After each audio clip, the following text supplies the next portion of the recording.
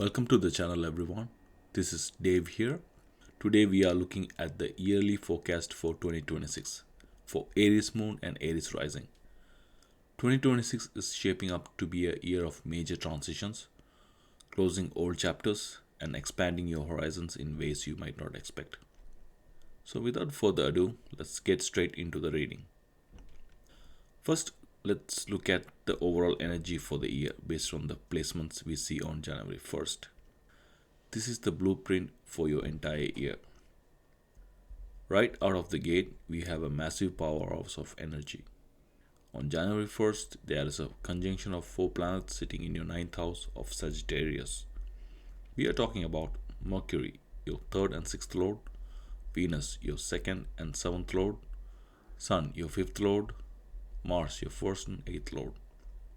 All of these energies are converging in your house of luck, high wisdom, and long distance travel. Because they are receiving aspects from both Saturn and Jupiter, this isn't just a fleeting moment, it is a call to action. There is a very high probability of a significant long distance journey this year. This isn't a solo trip. Because Venus 7th Lord and Sun 5th Lord are involved, we see a meeting of the tribes. You, your family, your friends, and even your partner's family may all come together for a massive trip or a pilgrimage. Beyond travel, there is a heavy focus on your higher education and ambitions. You are going to feel this sudden urge to gather all your forces, everything you have learned, and everyone you know to achieve a major long term goal. You'll also notice yourself becoming much more responsible. If you're felt a bit adrift lately, that ends now. Your father is a key figure who will play a pivotal role in your life journey this year. Now let's talk about the karmic axis, Rahu and Ketu, currently sitting in your 11th and 5th houses. Rahu in the 11th house, this is excellent for gains. It is going to bring a surge of new friends and social experiences. You will feel a sudden hungry desire to socialize and network. If you have been a loner, 2026 will push you out into the world. Ketu in the 5th house. This is where the letting go happens. Ketu here will make you change your hobbies or how you spend your downtime. If you had a specific routine or pastime for years, expect to suddenly lose interest in it and pick up something entirely new. You are evolving your definition of fun. But perhaps the most significant part of the snapshot is your 10th and 11th Lord Saturn, who is currently in your 12th house. Aries, expect to end a chapter in your career. Maybe you have been at the same company for 12 years or in the same industry for a decade. This year you are being called to close that book. This could mean a new job, starting your own venture, or even retirement for some of you. Whatever this transition looks like, make sure you take time for yourself in between. Don't jump from the old flame into the new fire immediately. A foreign vacation during this transition isn't just a luxury, it's a smooth transition tool that you definitely need right now. Moving to your finances, we have your 4th lord, the moon, exalted in the 2nd house of Taurus, while receiving the aspect from Saturn. What does this mean? Expect to amass a lot of wealth this year. We are looking at hard assets, long-term investments, properties, and vehicles. Many of you will be purchasing new cars or homes in 2026. Furthermore, with the moon here, a grand family function is likely. It is going to be a time of celebration where you will reconnect with relatives and friends. Overall, you will find yourself feeling happy and physically healthy for the majority of the year. Finally, we have Jupiter, your 9th and 12th lord, sitting retrograde in your 3rd house. This is a second chance energy. If you started a big project in the past but didn't have the time or effort to finish it, it's coming back to your desk. This time, you will have the focus to complete it. For the entrepreneurs out there, expect a large following Whether it's a new community in a foreign land or a surge in your social media subscribers, your message is going to reach a much wider audience this year. Now, as we move into the second week of March, the energy shifts gears significantly. Specifically on March 13th, two major things happen. First, your ninth and 12th Lord Jupiter finally turns direct in your third house. This is a big green light for those projects we talked about earlier. But at the same time, we have a very busy and slightly complicated four planet conjunction, a stellium, happening in your 11th house. In your 11th house of gains and social circles, we have Mars, your first and eighth lord, Mercury, your third and sixth lord in retrogression, Sun, your fifth lord, then Rahu. So, this is a bit of a tug of war. On one hand, your social life is going to explode.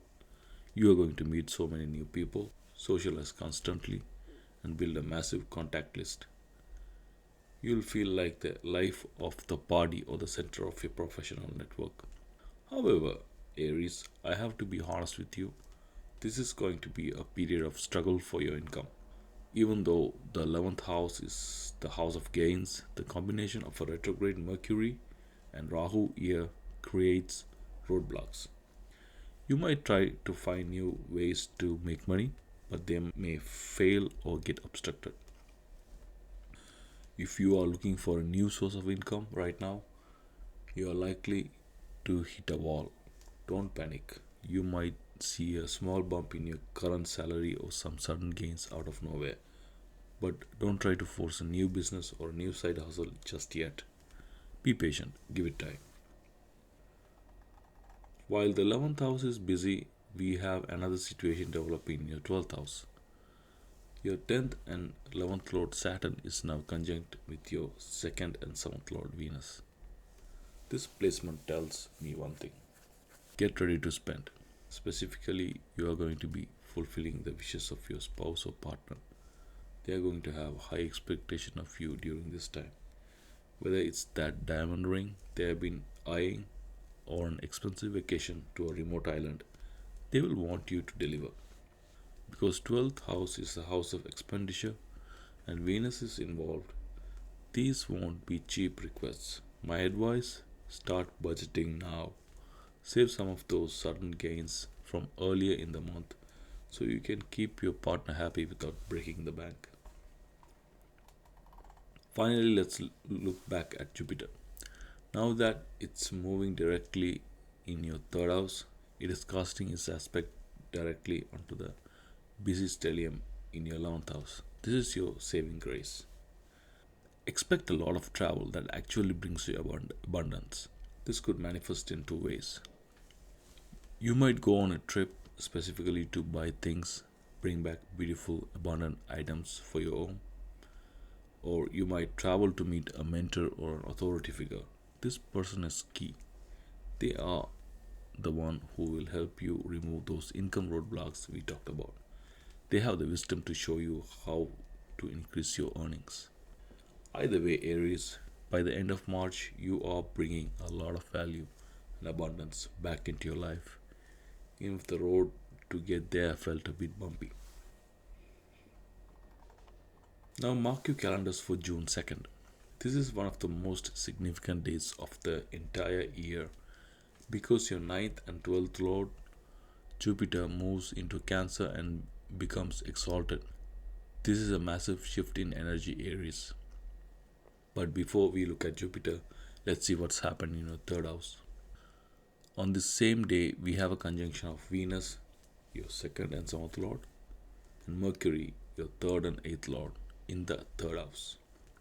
Up until now, 2026 has been about long term goals and career transitions.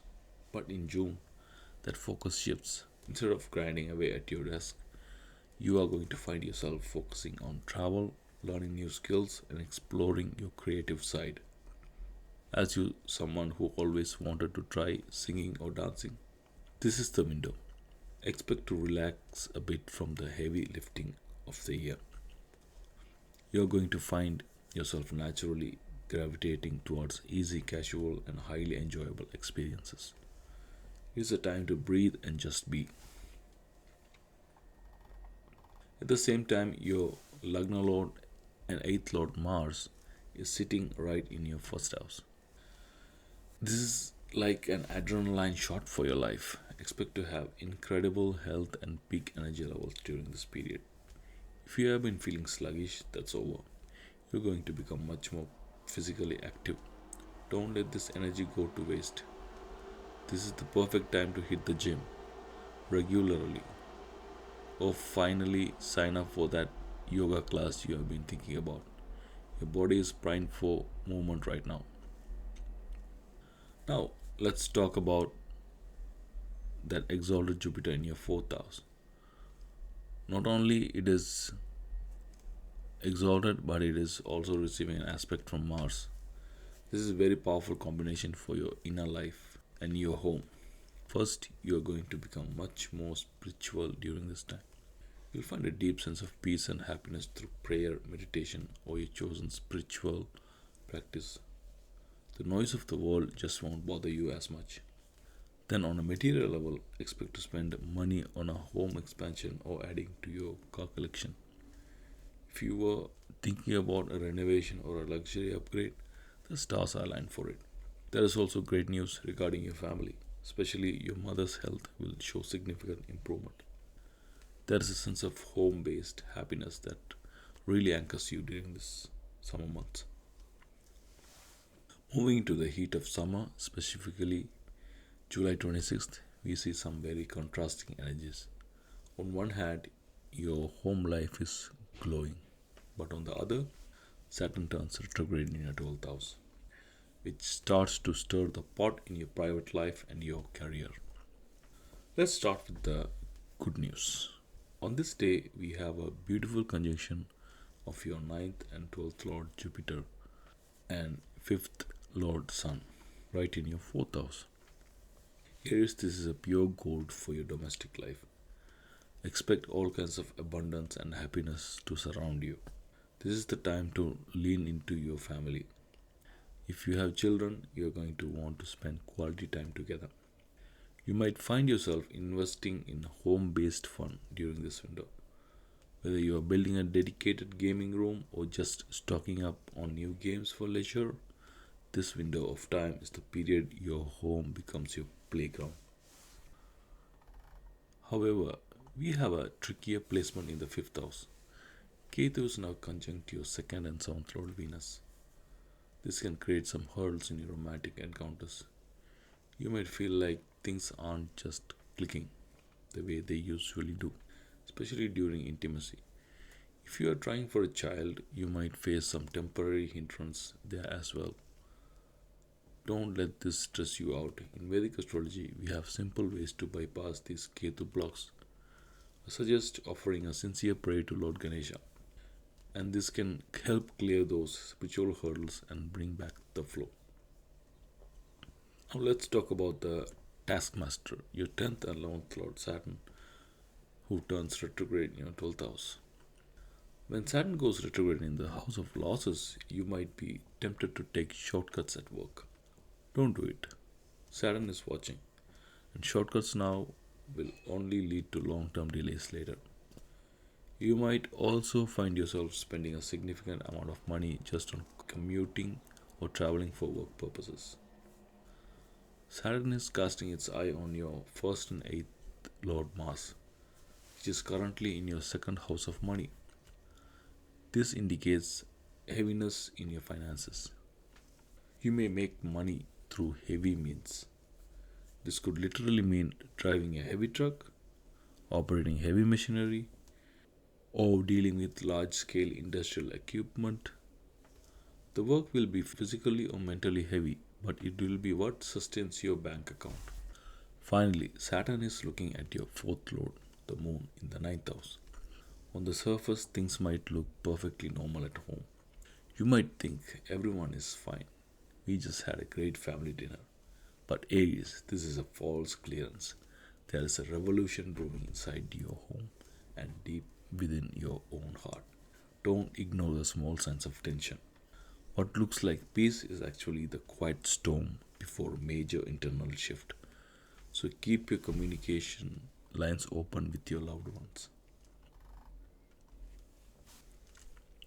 As we move into the end of October, specifically October 31st, the celestial weather gets a bit stormy.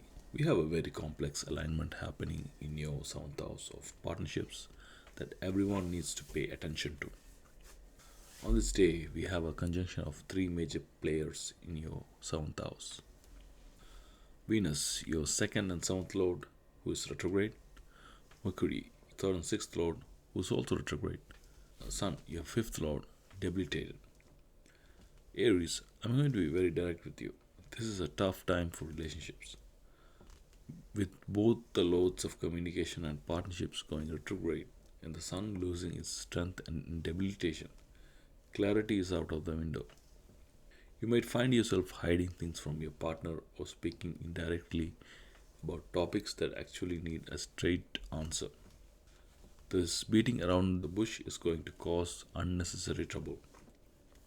But it's a two-way street. Your partner may also behave dishonestly during this time. They may not be telling you the full truth, or they may be holding back their true feelings. Expect some bitter moments. If you have been trying for a child, please hear me. This is not the right time. Between the debilitated sun and the retrograde energy, the creative spark is being muffled. My advice? Be patient. Wait until next year when the energy clears up. At the same time, we have a major shift. Jupiter moves into Leo, your fifth house. Here it joins Ketu.